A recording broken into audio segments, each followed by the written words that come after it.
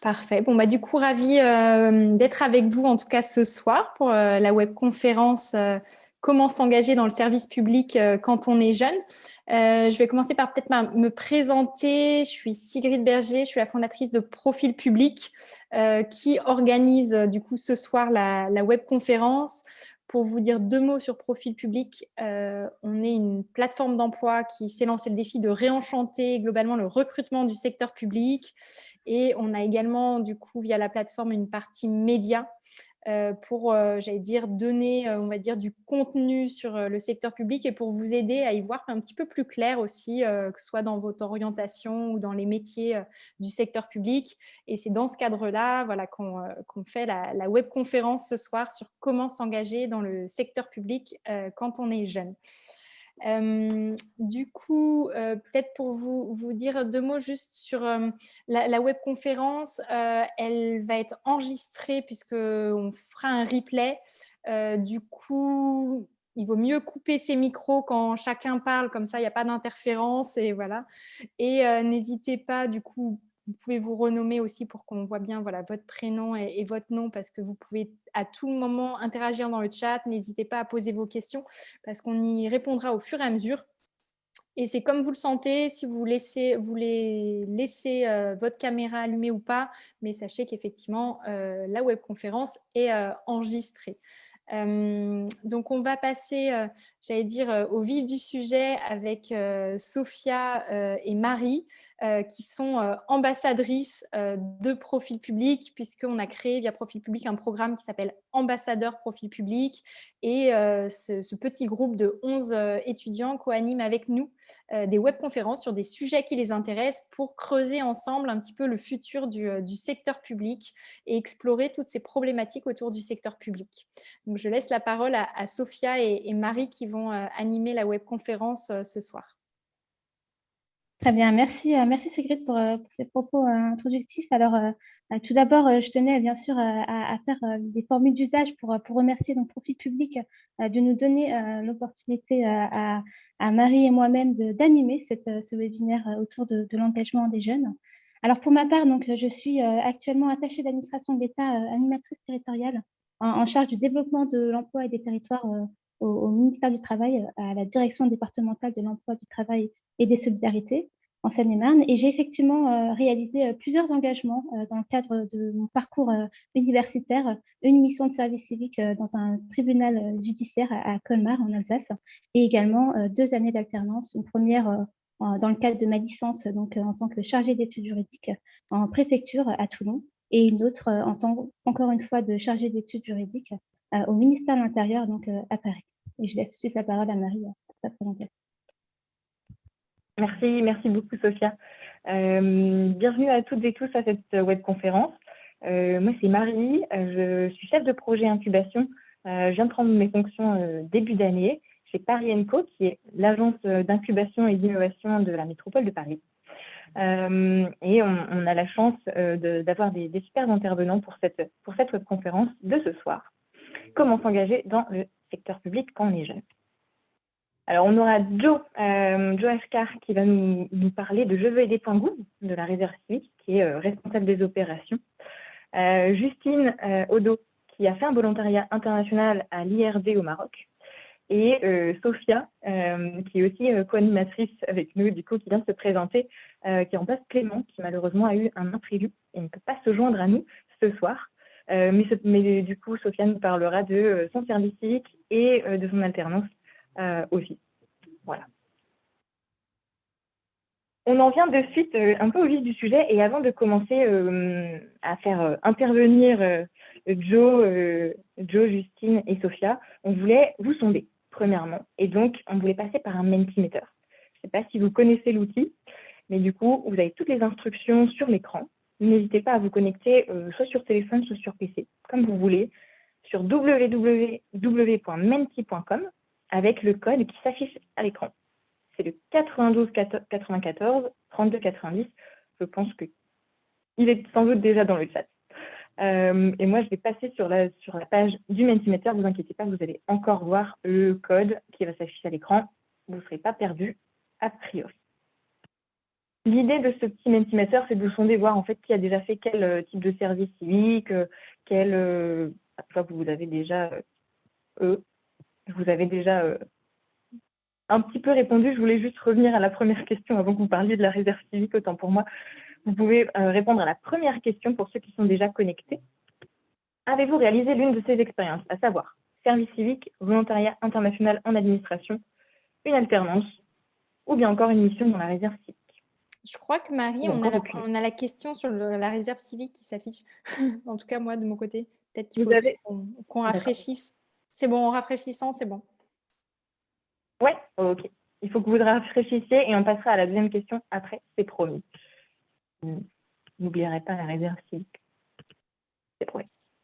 Donc, avez-vous réalisé l'une de ces expériences? Pour ceux qui ne sont pas encore connectés, vous avez le code en haut de l'écran pour nous rejoindre sur le Menti. C'est super pour nous de savoir si vous avez déjà fait, si vous avez déjà eu une de ces expériences, histoire que nous aussi, on puisse un petit peu adapter notre webconf. Alors, une personne qui a fait un service civique, 4 personnes pour l'instant qui ont fait une alternance dans le secteur public, pas mal. On n'a pas encore de VIA, ça va être intéressant de t'entendre tout à l'heure, Justine. Pas de mission dans la réserve civique, Joe aussi, on aura besoin de tes conseils. Et pas mal de personnes qui nous répondent qu'on n'a pas encore fait d'expérience de ce type. Intéressant. Du coup, c'est intéressant parce qu'on a une majorité donc, de jeunes qui n'ont eu aucune expérience pour l'instant dans le service public, en tout cas dans l'engagement. Donc, ça serait intéressant de vous présenter tout ça tout à l'heure. Oui. On va attendre peut-être s'il y a d'autres répondants, parce qu'on a quand même une trentaine de participants. C'est très, très rapide, donc n'hésitez pas, histoire qu'on puisse un peu savoir aussi parmi vous qui a fait quoi. Et dans le chat, si vous voulez un petit peu plus préciser, voilà, si vous avez fait un service civique, une alternance, bah, dans quoi, du coup? Ou même, je vois qu'il y a un VIA. N'hésitez pas à nous expliciter un petit peu ce que vous avez fait, ceux qui ont déjà eu une de ces expériences. Oui. Ça nous permettra peut-être aussi de reboucler au niveau des questions-réponses à la fin. Tout à fait, ça serait intéressant d'en connaître un peu plus sur vous et vos engagements dans le service public.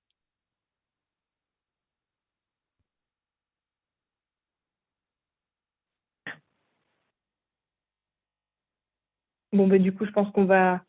Je ne sais pas si vous La barre avez verte a bien progressé. C'est ça, il y a plus de personnes qui n'ont fait aucune expérience. C'est parfait. Oui. Ben, ceux qui veulent encore se connecter, n'hésitez surtout pas. Vous aurez la deuxième question. On vous attend. Et sinon, je vous propose de passer à la deuxième question qui concernait la réserve civique. Savoir si vous connaissiez déjà, si vous aviez déjà fait potentiellement une mission. Donc, on a 4 oui, 4 non. C'est équilibré pour l'instant. Ah. Ouais. On va voir quelle majorité va prôner.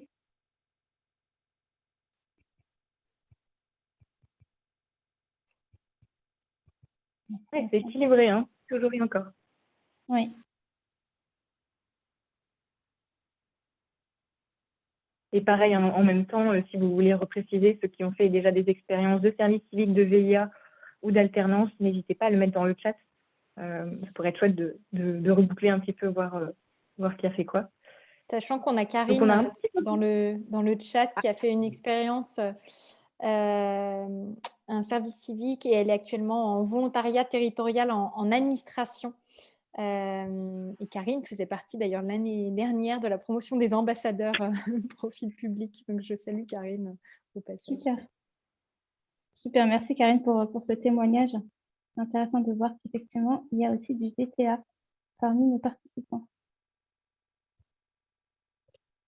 Ah, donc pour l'instant, plus de majorité, Marie? Oui, un peu plus de non.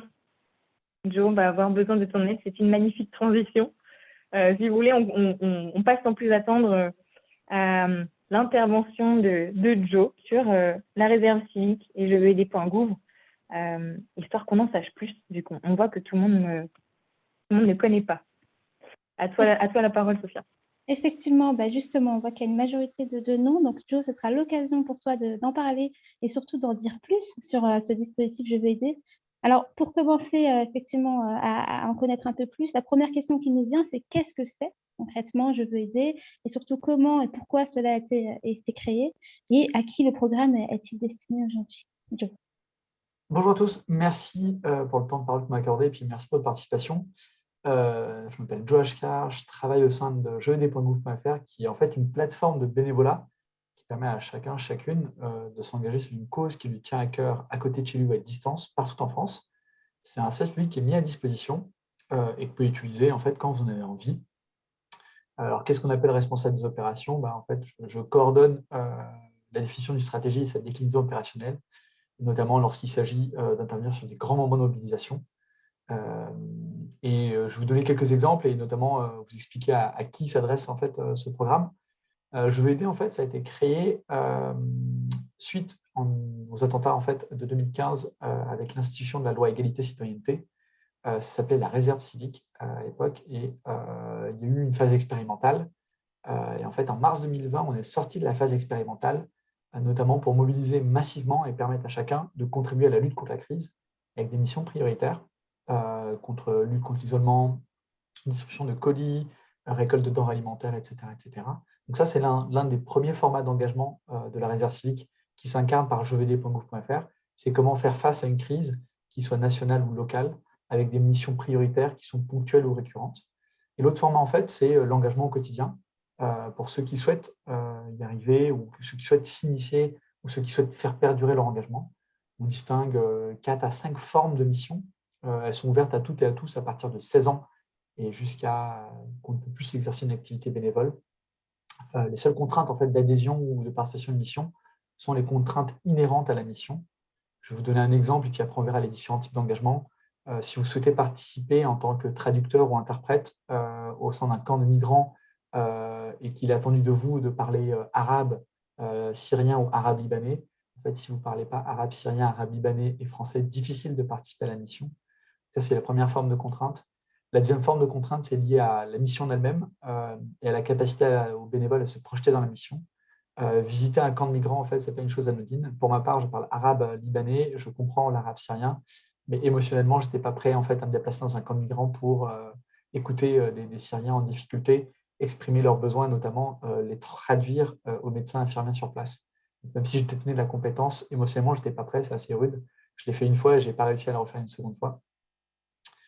On retrouve 5 formes de missions, des missions qu'on peut qualifier d'événementielles, très ponctuelles.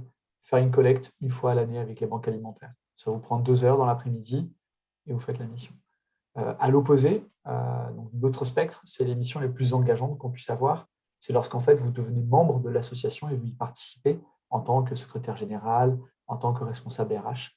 Donc là, c'est la forme la plus engageante. Ça peut vous prendre 1 journée par semaine, 2 jours par semaine, puisque c'est quelque chose de récurrent. Et puis en fait, entre ces deux mondes, on distingue 3 autres formes de missions. La première forme, c'est celle qui est régulière, avec exemple du tutorat, 2 heures par semaine ou par mois, vous accompagnez un jeune pour l'éclairer sur ses choix de vie et vous lui partagez votre expérience. C'est ce que fait Job in Real Life ou encore Explore Job. C'est assez intéressant. Ensuite, un point médian, c'est lorsque vous prenez part à la vie de l'association, mais vous mettez à disposition vos compétences. Je deviens chargé de com ou encore je deviens trésorier. Là, je participe ponctuellement. Je n'ai pas un rôle de responsable, mais plutôt j'y contribue. Et puis après, il y a une autre forme de bénévolat qu'on peut avoir. C'est ce qui a trait en fait au bénévolat de compétences. Une asso qui recherche ponctuellement une compétence pour évoluer. Je recherche un développeur ou un designer pour me créer un site web et mettre en place une campagne de dons. Donc, c'est une intention très ponctuée dans le temps. On trouve toute forme de bénévolat en fait, sur jeuxaider.gouv.fr. Je vous invite à visiter le site. Vous pouvez filtrer en fonction de vos envies, en fonction de votre disponibilité, en fonction de si à côté de chez vous à distance, si vous avez une association en tête. Et comme ça, un service public qui est mis à disposition, tout comme service public, il n'y a pas de coût pour vous, tout naturellement. Voilà. Si j'ai des exemples de missions à vous partager qui sont assez drôles, en tout cas que moi j'apprécie énormément, c'est toutes les missions qui vont avoir attrait notamment à l'accompagnement à l'entrepreneuriat, notamment pour des publics qui sont défavorisés. Donc, je pense par exemple à Social Builder, qui est une asso qui accompagne en fait des femmes entrepreneurs pour entreprendre. Donc, vous pouvez être tuteur, mentor, et accompagner en fait ces femmes. Je pense aussi à des associations comme le Rire Médecin, qui recrutent des bénévoles, soit pour faire des collectes, soit pour animer l'association. Ils recrutent en fait avec ces dons, ils arrivent à rémunérer des clowns qui vont en fait dans des hôpitaux pour faire rire des enfants, qui généralement passent une bonne partie de leur vie à l'hôpital et n'en sortent pas souvent. Donc ça s'appelle le Rire Médecin, c'est une asso que j'aime beaucoup qui est basée à Paris et partout en France. Et sinon après il y a toutes les autres formes d'asso, mais bon ça c'est mes coups de cœur. Après chacun a envie de s'engager sur ce qu'il veut. J'aime beaucoup l'association Singa qui bosse sur le programme Allo Mundo, sur comment on fait en fait pour accueillir des migrants en France et les accompagner en fait dans leur installation. Voilà. J'espère que je n'ai pas consommé trop de temps. A priori, je suis dans les temps. Si vous avez des questions, n'hésitez pas. C'est très intéressant, Joe. Merci beaucoup pour cette présentation succincte. On voit effectivement qu'il y a des exemples de missions très variées, très tournées vers l'humain. J'espère que ça a attisé en tout cas l'intérêt et la curiosité des personnes qui nous écoutent pour se pousser à effectivement consulter le site et pourquoi pas aussi surtout s'engager. Effectivement, je ne sais pas si Sigrid, nous avons des questions. N'hésitez pas à poser vos questions directement sur le chat. Alors, pour l'instant, il n'y a pas encore de questions. Mais Joe, ce que je te propose de faire, c'est qu'on passe ensuite à la suite. Et au fur et à mesure, peut-être qu'il va y avoir des questions aussi qui vont rebondir sur la réserve civique, parce que c'est vrai que c'est quelque chose qui est un petit peu différent, avec un engagement voilà, un petit peu plus bénévole ou dans des associations. Et c'est très intéressant. Et moi-même, je ne savais pas, par exemple, qu'il y avait, par exemple, Social Builder que je connais un petit peu, qui est justement pour aider à l'entrepreneuriat. Je trouve ça intéressant. Donc, super intéressant. Aussi, Joe, tu disais que... Moi, j'ai juste une petite question du coup pour toi. J'espère ne pas te poser une colle. Tu disais qu'il y avait pas mal de jeunes aussi qui sont sur jevd.gouv. Donc, c'est un petit retour. Alors, c'est une fierté, en tout cas, au sein de jevd.gouv.fr, qui permet de tordre le cou à certaines, certaines idées reçues sur l'engagement des jeunes. 1,5% des jeunes de 25 à 30 ans sont inscrits sur jevd. Pardon, 1,6%, ça va augmenter. Et 1,5% des 20-24 ans. Donc, quand on sort ce chiffre, les gens m'ont dit oui, mais c'est des personnes qui sont au chômage, elles sont étudiantes, elles ont du temps. En fait, ce n'est pas vrai lorsqu'on collecte le statut, on va dire, des personnes qui s'engagent, si elles sont salariées, si elles sont en recherche d'emploi, si elles sont étudiantes ou pas. En fait, un tiers de ces personnes ont déjà une activité professionnelle. Un tiers des personnes, en fait, sont déjà bénévoles et restent bénévoles. Et l'autre tiers, c'est autre. Donc, en fait, ça ne reflète pas une société où des personnes sont au chômage et compensent par du bénévolat, mais plutôt une société, en fait, où on a des jeunes qui veulent se rendre utiles et qui ont envie de contribuer à la solidarité, notamment en France. Je vous partage un lien pour les plus curieux. En tant que start-up d'État, on a à publier nos statistiques, qu'elles sont publiques. Elles sont visibles tout en bas de page de jevd. Et sinon, là, je vous partage le lien. Vous verrez la répartition des âges, l'engagement par territoire, par département, par cause. Et vous pouvez consulter. C'est des données qui sont en temps réel, en fait. Super, c'est vraiment intéressant, effectivement. Surtout pour les jeunes qui hésitaient encore à s'engager. Je pense que vous avez tous les liens dans les chats qui nous a transmis Joe, donc n'hésitez plus à les consulter à l'issue ou directement pendant la leçon. Du coup, je vous propose de continuer. Alors, on a trouvé que c'était pertinent effectivement de vous présenter d'autres dispositifs pour s'engager dans le service public, ceux assez connus justement, à la fois l'alternance, le volontariat international dans l'administration. On a la chance d'avoir Justine Odo qui pourra témoigner de son expérience et le service civique. Alors, je vous propose dans un premier temps de vous parler de manière succincte sur l'alternance. L'alternance qui regroupe un dispositif à la fois sur les contrats de professionnalisation et l'apprentissage. Alors, plus précisément, ici, on pourra effectivement évoquer l'apprentissage qui s'inscrit dans l'administration et dans la fonction publique. Alors, l'apprentissage s'adresse aux jeunes de 16 à 29 ans. C'est un contrat d'apprentissage qui vous lie entre vous, l'administration qui vous accueille et le centre de formation ou l'université. Vous allez faire votre étude, votre cursus. Et c'est vraiment une opportunité d'insertion dans la vie active, puisque vous allez pouvoir alterner entre période d'alternance dans l'administration et période de formation dans l'université ou dans le centre de formation sur lequel vous êtes affecté. Alors, pour la rémunération, l'alternance, en tout cas l'apprentissage, varie selon à la fois votre niveau de formation mais aussi selon votre âge également. Donc, c'est une variation en fonction et qui s'appuie sur le SMIC aujourd'hui au niveau national. Et enfin, si vous souhaitez donc postuler à des offres d'alternance dans l'administration et qui se fait de plus en plus nombreux aujourd'hui, vous avez tout simplement à vous connecter sur un site dédié qui s'intitule donc passe.fonction-public.gouv.fr. C'est sur ce site-là d'ailleurs que moi j'avais eu l'occasion de postuler dans le cadre de mon expérience dans l'alternance. Et je laisse la parole à Marie pour le VIA. J'espère que je ne suis pas allée trop vite. Oui, et si vous avez des questions tout du long, n'hésitez surtout pas. Effectivement, le VIA, c'est un autre dispositif par rapport à l'alternance. La différence, c'est aussi peut-être la longueur. Ça peut être de 6 à 24 mois. C'est pour les 18 à 28 ans, donc c'est un petit peu plus court que 16 à 29 ans. Le but d'un VIA, c'est quoi? C'est de faire une mission à l'international et dans un corps de l'État français. Donc ça peut être une ambassade, ça peut être un consulat, une alliance française, etc. Tout à l'heure, Justine va nous en parler un petit peu. Concernant la rémunération, ça dépend du pays dans lequel vous vous trouverez. Les barèmes sont au préalable établis et évoluent avec le temps, avec pas mal de facteurs. Voilà, le coût de la vie, etc. Et vous pouvez trouver toutes les offres de VIE et VIA, parce qu'il n'y a pas que des VIA, mais du coup, VIA, c'est vraiment en administration dans le secteur public, sur monvie-via.businessfrance.fr. Voilà, c'est une plateforme toute assez nouvelle, en tout cas assez récente, qui est très bien faite pour trouver des super opportunités. Donc, allez y faire un tour, ça vaut vraiment le coup.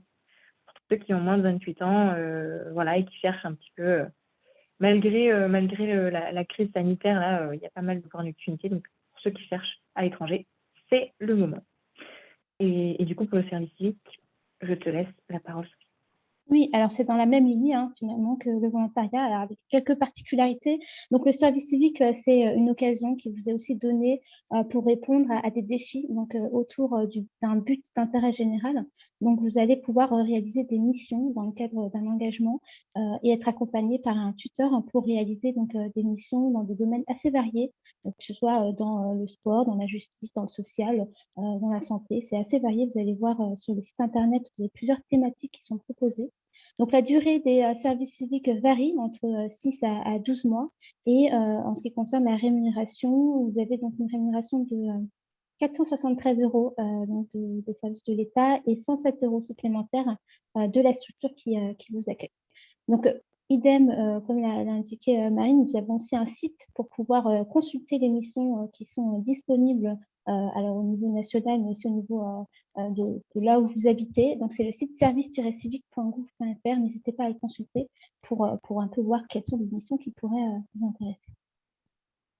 Voilà, donc on vous a présenté un peu les dispositifs autour de l'engagement dans le service public à travers l'alternance, VIA et le service civique. Et je vous propose d'ores et déjà de partir directement avec un échange, Justine. Mais avant ça, on a justement pour préparer et alimenter ce webinaire, lancé et diffusé un sondage auprès de jeunes qui se sont engagés dans le service public en leur posant 3 questions.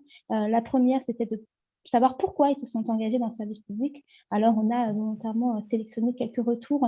Certains nous ont dit que c'était l'occasion pour eux de réfléchir à leur futur projet professionnel. D'autres, ce besoin de se sentir utile et de répondre à des exigences professionnelles. Et enfin, et surtout, bien sûr, de profiter d'une expérience professionnelle concrète sur le terrain pour grandir à la fois professionnellement et personnellement.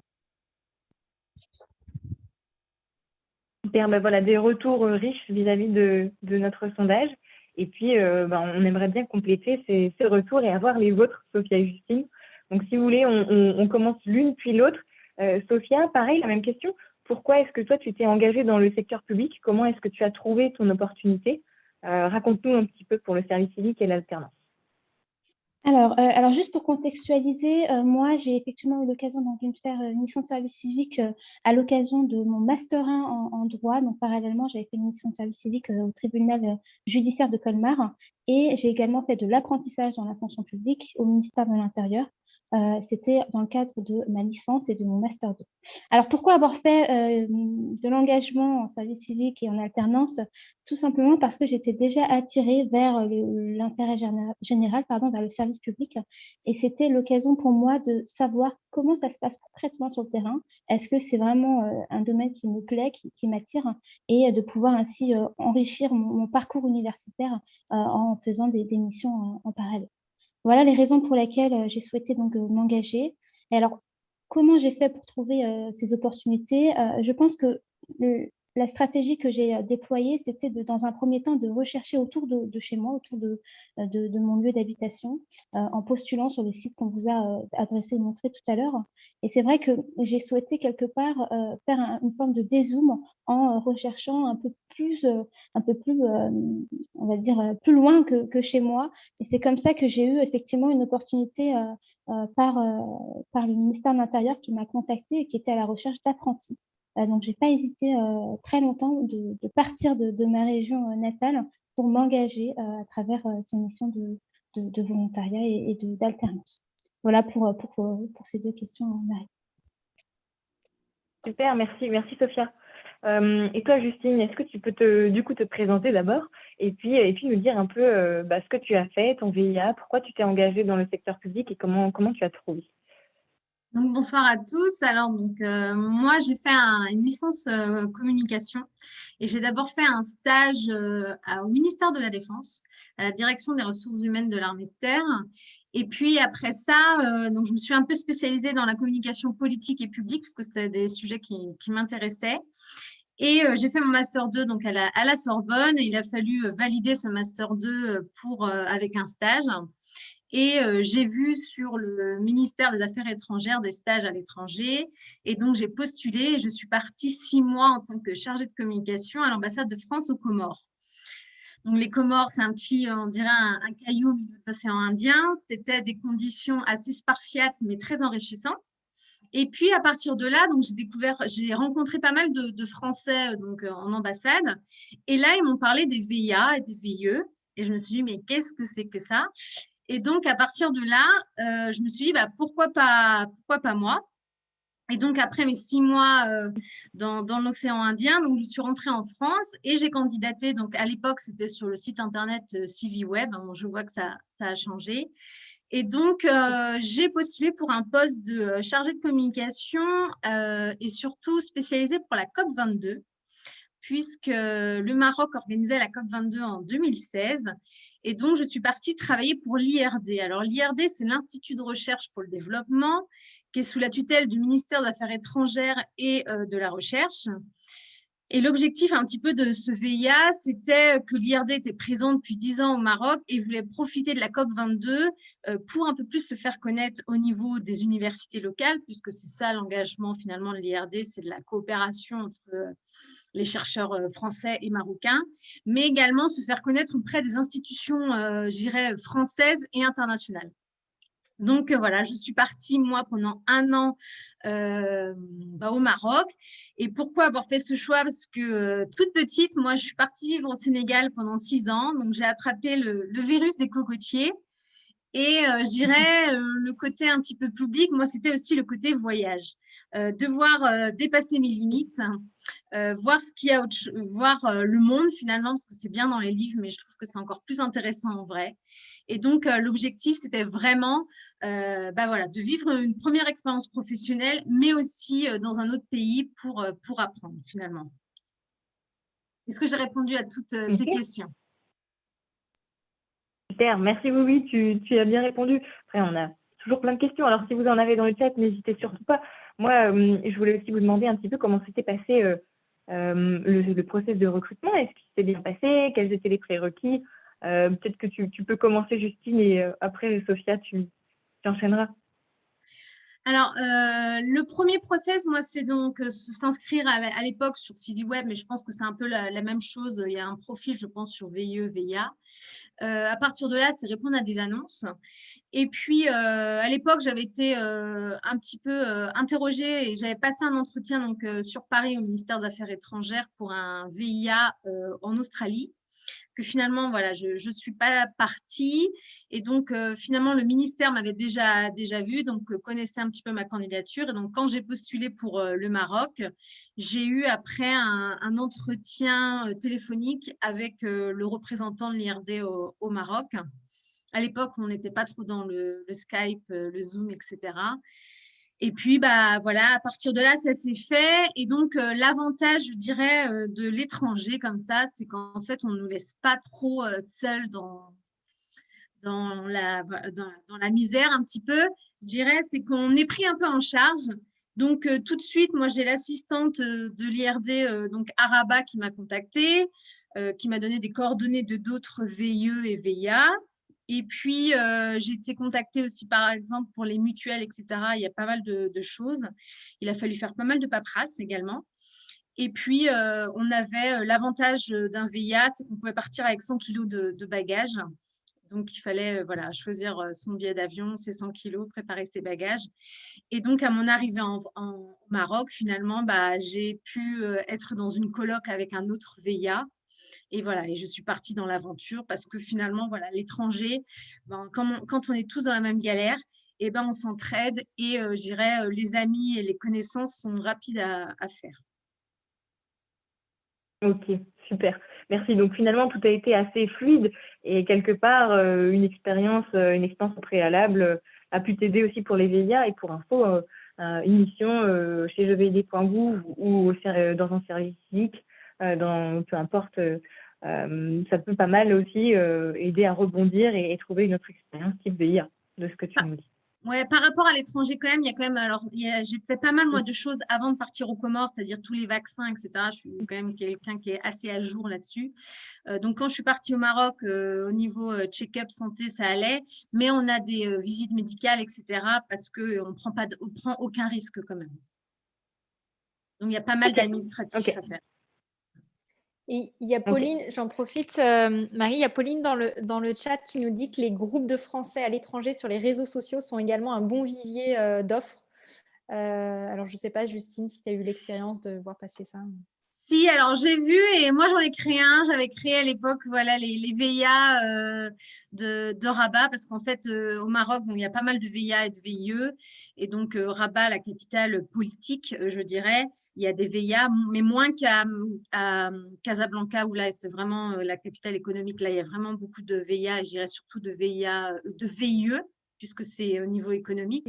Et donc, sur Rabat, c'est niveau administratif.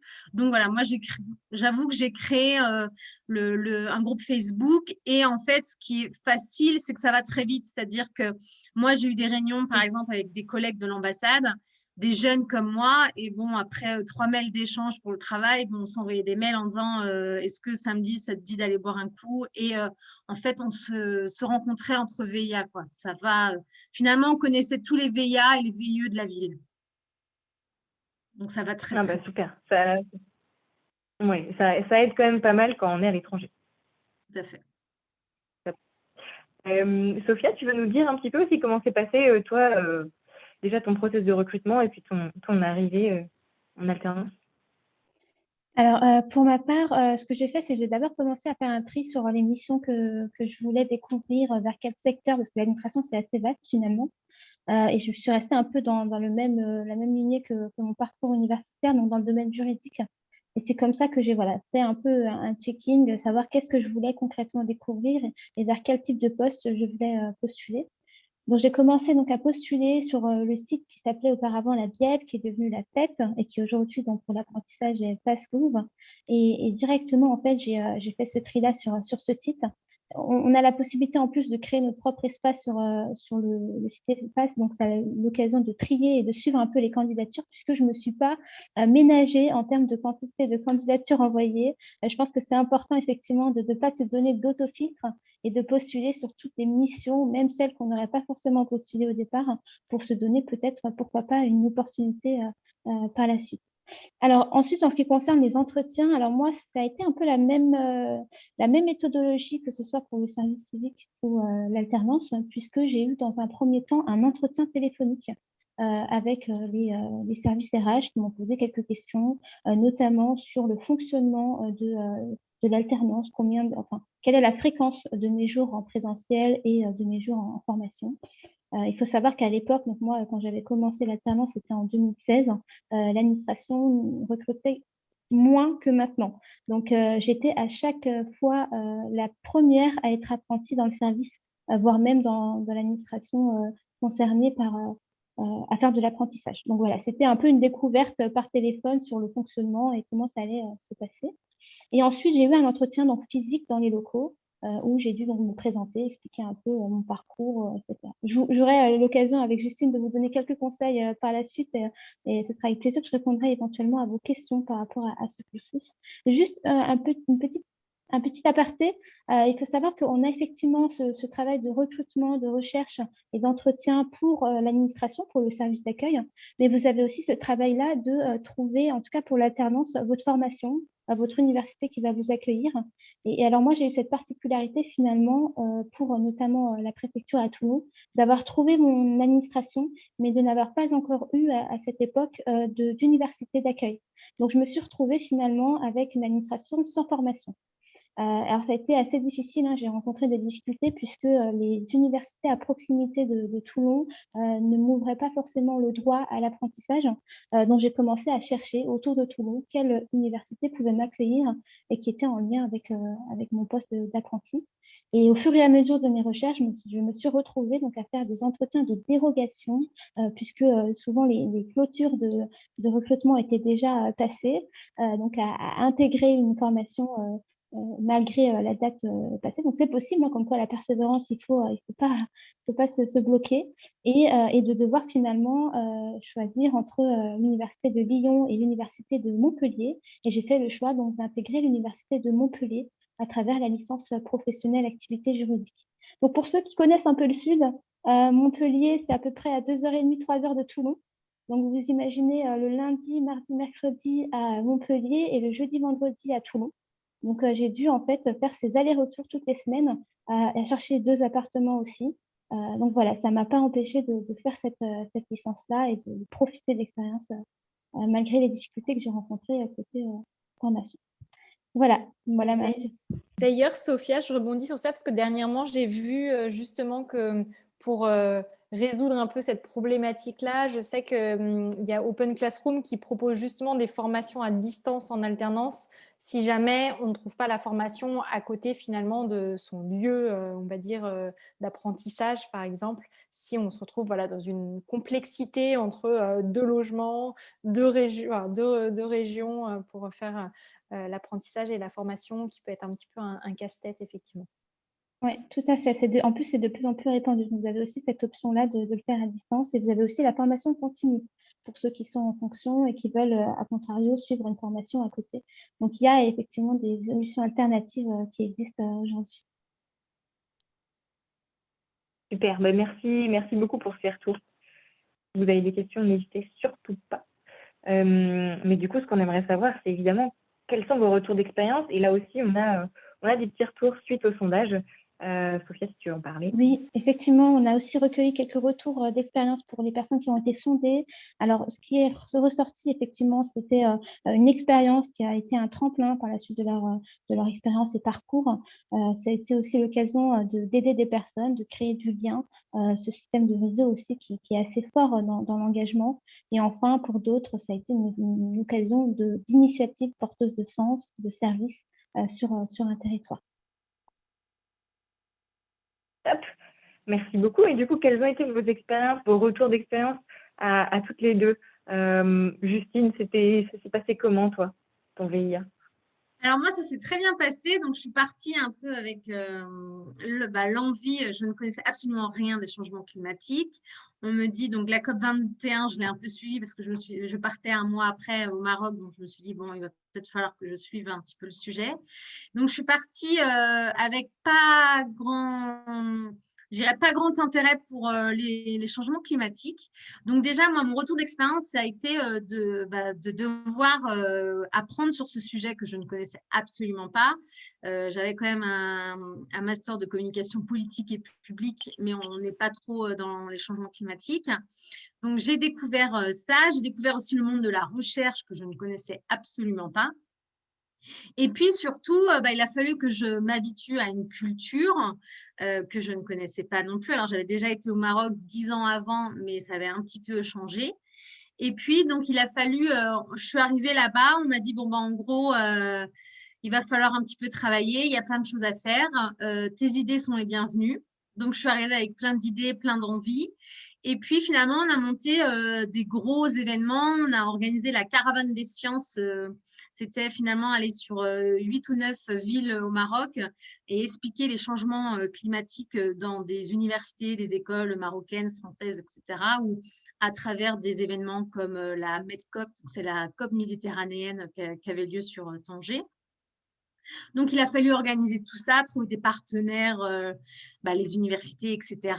Et puis, on partait avec des expositions, on partait avec des films.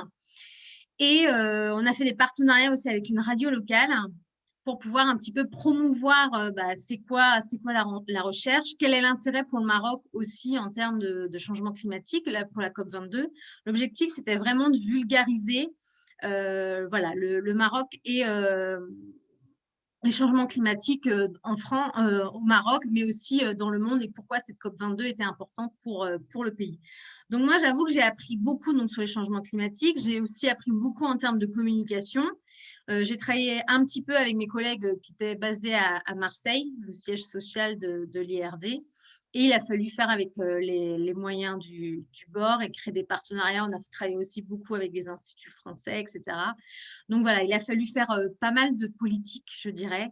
Les réunions à l'ambassade où je prenais la parole, il fallait un petit peu, je dirais, défendre mon bout de gras. Et puis, donc j'ai appris, je dirais, professionnellement parlant, j'ai appris énormément. Et humainement parlant, j'ai appris aussi.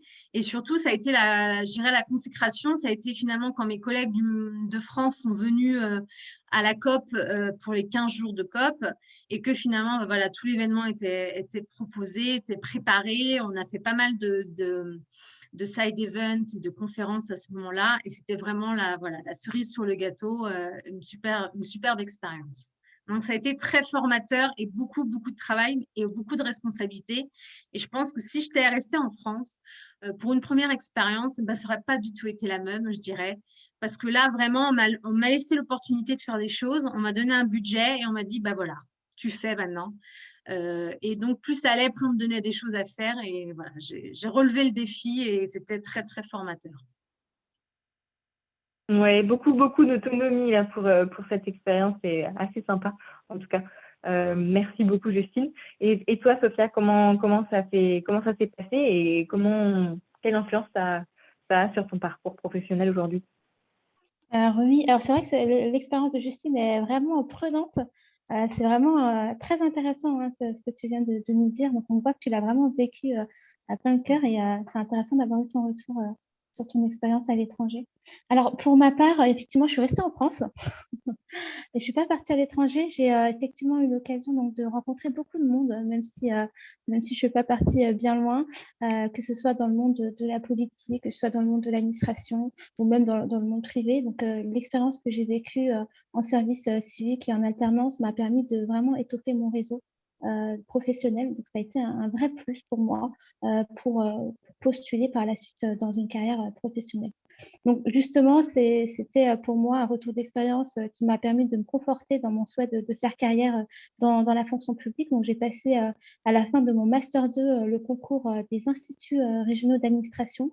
Alors pour ceux qui connaissent, ce sont des concours qui ouvrent l'accès au poste d'attaché d'administration de l'État, donc de catégorie A. Et j'ai donc passé l'an dernier, donc c'est très récent, le concours pour poursuivre donc, toutes ces expériences dans l'administration. Donc, ça a été une expérience très riche en rencontres, très riche humainement, beaucoup de concentration et d'organisation aussi, puisque pour l'alternance notamment, il faut à la fois réussir ses études et réussir son expérience et profiter pleinement de tout ce qu'on nous propose et nous font découvrir. Donc voilà, moi, j'ai vraiment un retour très, très positif sur tout ce que j'ai pu vivre. Et si c'était à recommencer, je pense que je ferais encore d'autres services civiques, encore d'autres alternances, peut-être même dès le DUT, dès ma première année d'université, d'alterner l'alternance, ça a été sans hésiter. Voilà pour mon retour d'expérience me concernant. Ouais, c'est top d'entendre ça. C'est vrai que assez complémentaire ce que vous dites. Du coup, en parlant de ça, on voulait savoir aussi un petit peu quels sont les conseils pour s'engager. Alors pareil, on a nos petits retours de sondage. Je te laisse en parler, Sophia. Voilà. On va terminer donc par les conseils. On a eu des retours effectivement qui nous disent de ne pas hésiter à poser des questions. Très important de faire preuve de curiosité auprès de vos tuteurs, de vos supérieurs, des personnes que vous rencontrez. Donc d'oser aussi, de foncer, de vous lancer dans ce que vous voulez faire, notamment dans l'engagement. Et enfin, d'explorer un milieu nouveau, de découvrir des professions très variées qui peuvent parfois influencer votre parcours par la suite. Parfait. Ben voilà. Pour vous qui vous demandez, voilà, comment est-ce que moi je peux m'engager, par quels moyens, voilà, si vous osiez, si vous hésitiez encore un petit peu, je pense que là vous avez des petits conseils pour vous lancer, pour vous encourager.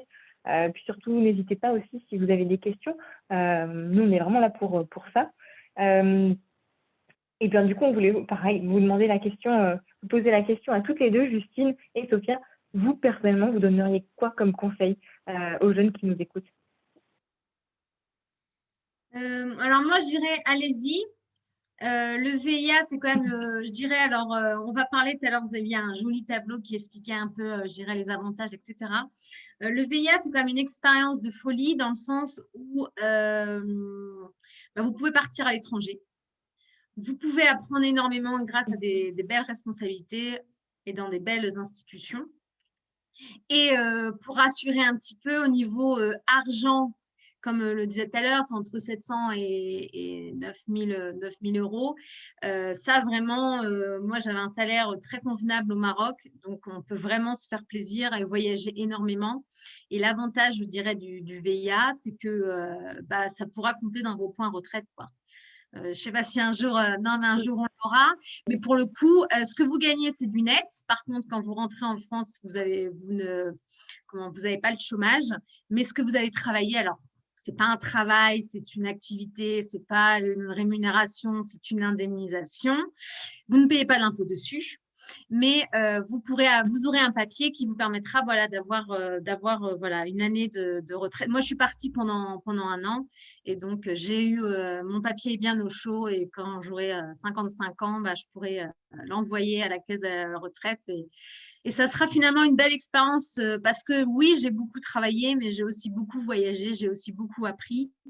Et je pense que si c'est mis en place, c'est bon pour les deux dans le sens où, à travers, je dirais, donc pour nous, c'est bien, on voyage, on apprend, on a des responsabilités, mais pour l'administration française, ça permet aussi à des jeunes de partir, mais d'avoir aussi des jeunes qui ont envie de faire bouger les choses, d'avoir des jeunes qui sont engagés, qui ont beaucoup d'adaptabilité et vraiment, c'est tout bénef, quoi. C'est du gagnant-gagnant pour les deux. Et vraiment, oui, alors il y a de l'administration à faire, il y a des vaccins à faire, etc.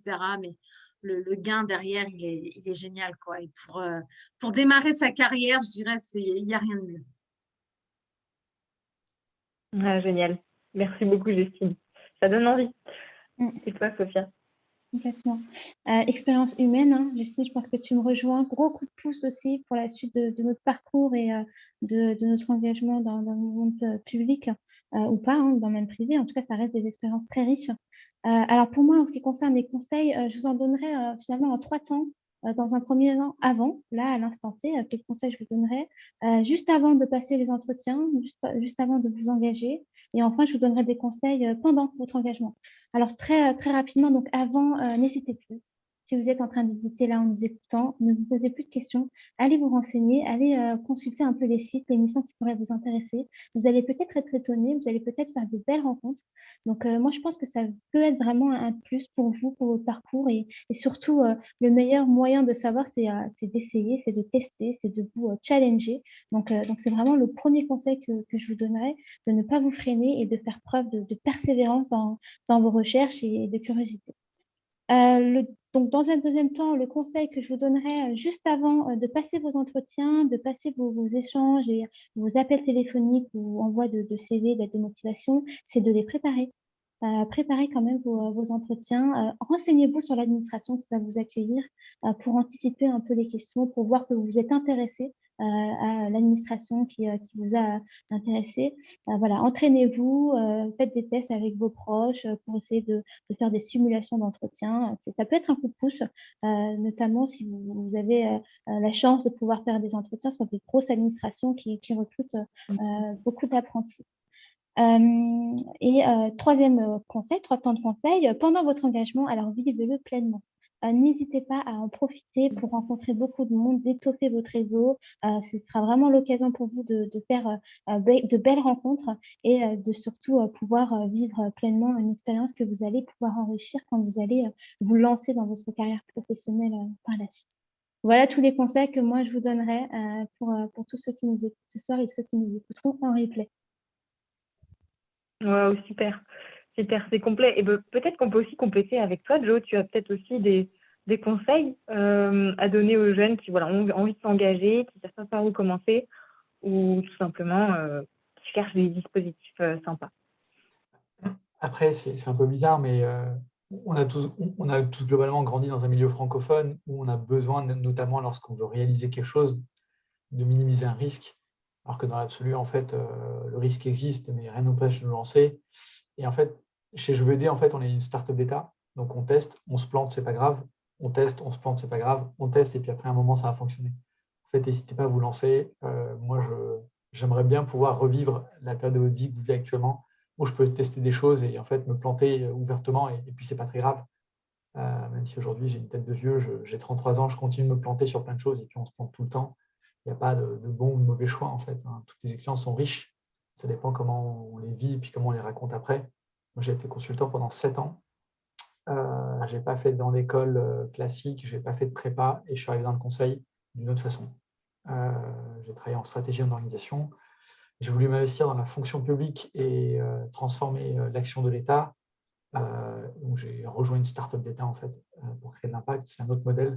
Donc à chaque fois, dites-vous, dans votre parcours, il n'y a pas un seul chemin, il y a plusieurs chemins. Et tous les dispositifs d'engagement qui existent permettent de vous enrichir. Le bénévolat est une forme assez enrichissante. Vous pouvez tester des choses en limitant le risque, découvrir d'autres choses, rencontrer des gens inspirants. Je suis toujours fasciné par la quantité d'individus qui s'engagent sur une cause et qui les dépassent au quotidien. Moi, je n'ai pas ce courage, en fait, ni cette capacité à aller faire des maraudes tous les week-ends pour dénombrer des personnes en détresse qui fassent -5 ou -2 ou +5 dans Paris, mais qui le font. C'est une autre forme de compétence. Et le bénévolat permet de développer cette compétence, le service civique aussi, et le volontariat international, puisque vous sortez de la France et en fait, le monde, entre guillemets, ne se limite pas à l'Europe ou à la France, mais à plus de 170 pays. J'ai grandi pour ma part au Burkina Faso, j'y ai vécu 20 ans. J'ai vécu à Montpellier aussi. Je comprends l'attrait pour cette ville qui est assez riche. Et aujourd'hui, je suis à Paris. Donc, foncez en fait. Merci. Très intéressant. Merci beaucoup. Donc, Oui, super intéressant. Et au final, ce que tu disais, voilà, il y a plein de parcours différents. Là, pareil, on vous a présenté quelques dispositifs qui sont à votre dispo, mais au final, il y en a beaucoup d'autres. Donc, comme le disait Sophia, faites vos recherches, allez parler aux gens, et puis c'est comme ça aussi que les vocations se créeront. Et voilà, on espère que ça va vous inspirer, là, tout ce qu'on s'est dit ce soir. C'est vrai que Joe a Effectivement, résumé en disant dans votre parcours, il n'y a pas qu'un seul chemin, plusieurs chemins. Je retiendrai cette phrase de Joe qui résume bien tout ce qu'on s'est dit jusqu'ici. Effectivement, je rejoins ce que tu voulais dire, Marie. Est-ce que vous avez des questions? N'hésitez pas à nous poser des questions sur le chat, c'est l'occasion jamais. On sera ravis de vous répondre, Justine, Marie, Joe et moi, à vos questions sur le chat. Est-ce que Ségrid, on a des questions?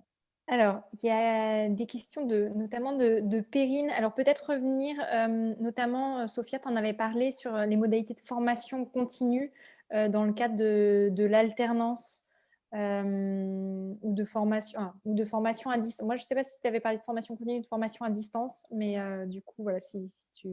Alors, c'est deux choses assez différentes. Effectivement, la formation continue s'inscrit dans le cadre de votre parcours professionnel. Alors, il faut savoir que la formation continue, il y a des conditions qui varient selon les formations qu'ils proposent. Alors, le seul moyen pour vous de savoir si vous entrez dans les conditions, c'est de vous renseigner auprès des universités, des formations qu'ils proposent. Vous allez tout simplement prendre attache avec le secrétariat. Je sais que moi, j'avais eu l'occasion de m'y renseigner aussi. Concrètement, c'est tout simplement une opportunité qui vous est donnée de suivre cette formation en parallèle avec votre parcours, votre travail dans le secteur public ou privé. Donc voilà, il y a effectivement des conditions qui varient selon les formations, donc il faut se renseigner auprès des secrétariats qui le proposent. Je ne sais pas si j'ai répondu, n'hésitez pas à préciser si vous souhaitez plus de précision à ce sujet. Pour les formations à distance, cette fois-ci, pareil, il y a de plus en plus de structures qui le proposent. Vous avez donc la possibilité tout simplement de faire une formation à distance avec des dates obligatoires de présence. Je sais que moi, par exemple, j'ai eu l'occasion de faire un Master 2, un deuxième Master 2, Management de la performance publique à distance. Et j'avais tout simplement des devoirs à faire le soir après le travail. Je faisais ces devoirs-là. J'avais aussi des dates d'examen, etc. Donc, c'est aussi, encore une fois, des formations, des conditions qui sont propres à celles qui vous proposent. Donc, il faut aller vous renseigner directement auprès de la structure qui propose. Et après, on a toujours une question de Perrine sur, c'est vrai qu'on n'en a pas parlé, mais on a un petit peu évoqué le volontariat territorial en administration, du coup, qui nous pose effectivement les questions de comment on postule. Alors, le volontariat territorial en administration, c'est par exemple dans une collectivité territoriale plutôt rurale. Donc, ça peut être voilà, une commune rurale qui a besoin d'expertise et qui fait finalement appel à des jeunes qui souhaiteraient justement monter en compétences sur des sujets de développement de projets ou de montage de dossiers ou autres. Et ça a été lancé assez récemment par l'Agence nationale de la cohésion des territoires. Et je sais que parmi nous, alors Karine, qui était l'année dernière dans la promotion d'ambassadeur profil public, est actuellement en volontariat territorial en administration. Donc peut-être Karine, si tu es là et que tu veux dire quelques mots justement sur ton expérience de VTA, ça peut être intéressant. Oui, bonjour à tous. Donc, effectivement, je fais partie de la promo de l'an dernier et j'ai commencé un VTA en début novembre 2021. Donc, ça fait 3 mois à peu près. Donc, le VTA, ça a été créé au printemps dernier, donc ça n'a même pas un an. C'est un contrat qui est aidé par l'État pour les collectivités rurales à employer des jeunes sur des missions d'ingénierie. Donc, ça va, par exemple, de missions de financement à des projets qui rentrent dans le cadre des petites villes de demain, des CRTE, ou sur des missions un peu plus innovantes comme les miennes, sur du numérique, parce que moi, j'ai un profil de designer de services publics. Et là, je fais de la coordination numérique où je fais des diagnostics des territoires, j'accompagne sur la transformation d'un tribunal en maison du citoyen connecté, sur le déploiement de points d'accès numérique dans des mairies déléguées, parce que la particularité de ma commune, c'est une commune nouvelle qui regroupe 15 anciennes communes. Donc, il y a tout un maillage sur le territoire qui est très intéressant. Et après, au niveau des caractéristiques donc, du VTA, il faut être âgé entre 18 et 30 ans. Il faut avoir un niveau d'études Bac plus 2 minimum. Et après, en fonction des missions, il peut y avoir des caractéristiques demandées. Par exemple, pour ceux qui vont travailler sur de l'aménagement, ils vont peut-être demander un Bac plus 3 ou un Bac plus 5 en aménagement du territoire. Après, ça va vraiment dépendre. Il n'y a pas de salaire fixe. Par contre, ça dépendra de la grille dans laquelle on va être positionné. Donc, ça peut partir du SMIC à des grades d'attaché ou d'ingénieur selon les collectivités et du budget qu'ils peuvent allouer, parce que certaines communes sont vraiment très petites, de 500 habitants, et puis il y en a d'autres qui vont être dans des communautés de communes qui vont regrouper plusieurs dizaines de communes. Donc, ça dépend vraiment du territoire. C'est national, donc vous pouvez très bien être dans le nord de la France qu'en Corse ou dans le centre. Après, ça va dépendre un peu de vos envies. Et après, ce qui n'est pas dit, mais c'est que comme c'est dans des territoires plutôt ruraux, il faut plutôt pouvoir être autonome au niveau de sa mobilité. Donc, c'est quelque chose à prendre en compte aussi. Et après, ce sont des missions de 12 à 18 mois. Donc, ça permet déjà d'avoir une première bonne expérience parce qu'on est plutôt sur des missions à responsabilité avec un certain niveau d'autonomie. Après, on a quand même un responsable dans la structure qui va nous permettre de prendre son envol et son autonomie au fur et à mesure. Et après, comme c'est la première promotion des VTA cette année, je ne peux pas trop vous en dire, mais a priori, il y aura des formations et quelque chose pour créer une sorte de réseau entre les VTA, mais c'est en train d'être mis en place, donc ça, je ne peux pas en dire plus que ça pour l'instant. Et Sophia vous a mis dans le chat d'ailleurs le lien vers le dispositif du volontariat territorial en administration, du VTA. Et du coup, pour postuler, tu avais envoyé effectivement ta candidature. Oui, ça se passe sur la plateforme. Donc, il faut déchiffrer un peu les offres parce que en fonction de vos profils respectifs, il y aura peut-être des mots-clés à aller chercher parce que les collectivités, il faut savoir qu'elles ne vont pas forcément avoir les mêmes mots-clés que vous. Donc, il va falloir apprendre à les déchiffrer. Et après, c'est sur le site, vous mettez votre CV, vous mettez une lettre de motivation. Et après, comme pour toute candidature, va falloir relancer. Personnellement, moi, j'ai dû relancer plusieurs fois la structure dans laquelle je suis aujourd'hui, la mairie, parce que comme j'ai un profil un peu à part, ils ne connaissaient pas forcément. Donc, j'ai dû leur prouver que j'étais la bonne candidate, mais un peu comme dans toute recherche d'emploi au final. Donc, faut s'accrocher, il y a une opportunité pour tous. Cette année, ils ont recruté, ils ont fait à peu près 300 VTA et il y en aura autant, voire plus en 2022. Donc, si vous avez envie de faire ça, c'est le moment. Allez-y. Merci beaucoup, Karine. En tout cas, super intéressant. Ouais.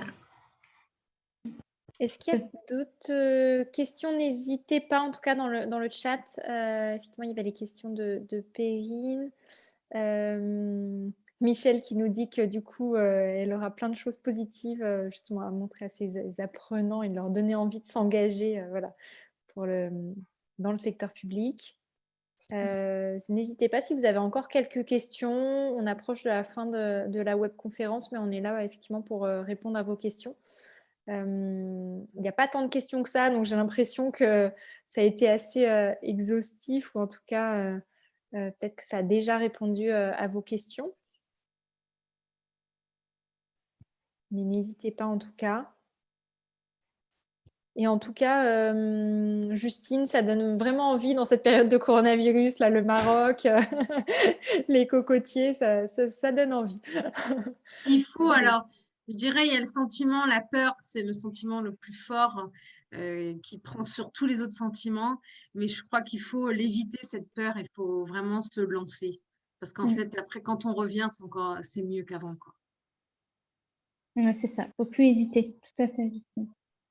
En tout cas, ça donne des belles, j'allais dire, perspectives et opportunités professionnelles ou même de bénévolat. C'est vrai que Joe évoquait ça, c'est que finalement, il faut saisir les opportunités au fur et à mesure, et même si à un moment donné, on se trompe, etc., c'est pas grave, on rebondit, le parcours se fait voilà, de l'opportunité au fur et à mesure, et il n'y a pas de parcours vraiment linéaire, c'est vraiment les différentes opportunités qui viennent et qu'on se crée aussi, parce que finalement on se crée des opportunités, et le VIA d'ailleurs est un bel exemple de ça, ou le VTA aussi en collectivité.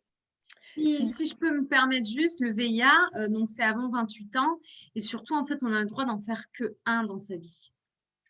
Ça, faut bien se rendre compte de ça, c'est-à-dire qu'en fait, il faut candidater, mais le jour où on est pris, bah, faut y aller parce que la chance ne reviendra pas une deuxième fois. C'est vraiment, voilà. C'est qu'une fois, avant 28 ans. Et quand on a passé les 28 ans, c'est fini. Quand on a passé les 28 ans, c'est fini. Alors après, il existe d'autres types des VSI, donc des volontariats solidarité internationale, où là, c'est un peu plus associatif, etc. Mais je crois qu'ils ont aussi des limites d'âge. Alors, ça doit être peut-être 32 ans ou quelque chose comme ça, quoi. Mais si on veut partir à l'étranger, il y a toujours un moyen, mais le VIA, c'est quand même bien.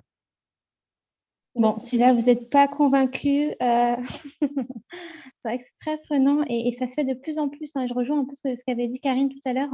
Maintenant, on recrute de plus en plus les jeunes à s'engager, on les invite à s'engager, que ce soit dans l'alternance, dans les engagements volontariat territorial d'administration, mais aussi les VIA que Justine a présenté.